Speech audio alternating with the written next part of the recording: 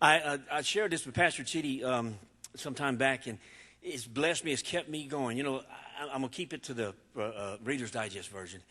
I was born next to the oldest of 11 kids. My dad's full-blooded Mexican. He was born in Mexico. Mom is a Irish Texan, if there's such a thing.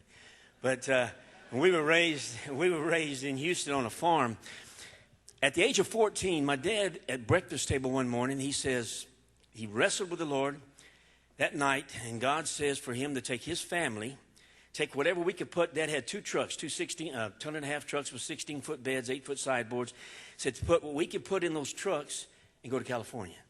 Now, I said, you know, he said, we're going to give away the rest. We had a farmhouse, 6-bedroom farmhouse full of stuff. Well, people come in, start taking stuff out, and we load it up. And the day before, as soon as school was out, the day before we left, we were at John Osteen's church. And everybody knows Joel Osteen, but this is John, his daddy.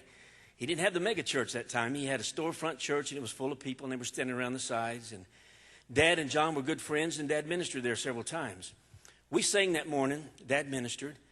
And John Osteen come forward as soon as Dad was finished, and he was crying. He says, we're going to bless this family and send them off with a silver offering. Now, that takes a lot of faith. I mean, a pastor gets up and says, we're going to give you a silver offering. John says, Pastor Osteen said, I don't want no bills, no checks. I want every nickel, dime, quarter, half dollar, silver dollars in this place on this altar. And you're not talking about a whole lot of people, but it was quite a few people. So they come forward, they blessed us, and we left that day with a box full of change. The next morning, Dad filled the trucks up with gas at 19 cents a gallon. He was complaining because it was 15 cents 2 days ago, he said. How come gas is going up, he said. A month later, we pulled up to a park in Riverside, California. And it took us a month because we ministered along the way. 2 trucks, 15 people. We just kind of took our time. We pulled up to Riverside, California. Dad, Mom was making sandwiches. The kids were playing. I had just turned 15 on the trip. I saw Dad standing over here by a pond. And I walked over there, and he had something in his hand. I said, Dad, what are you doing? He said, son, remember I told you God told us to come to California? I said, yes, sir. He said, remember that silver offering that Pastor Osteen took up? I said, yes, sir. He said, see this dime? That's all that's left.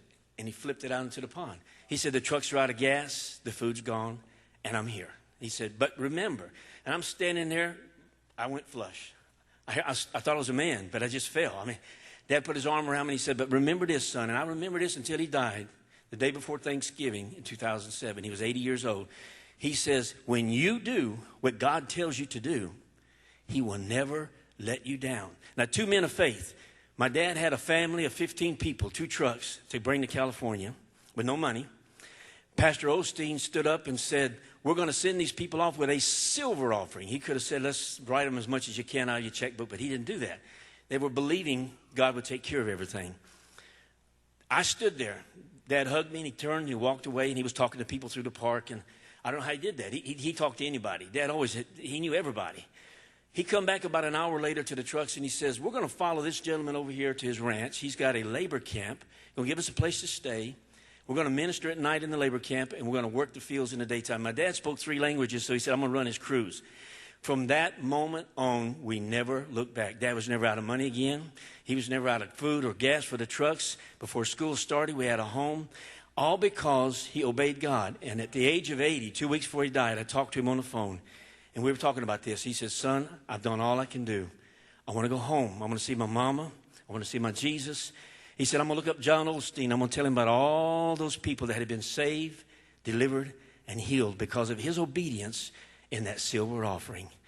And I thank God for a man of God that brought me up to know the Lord like that.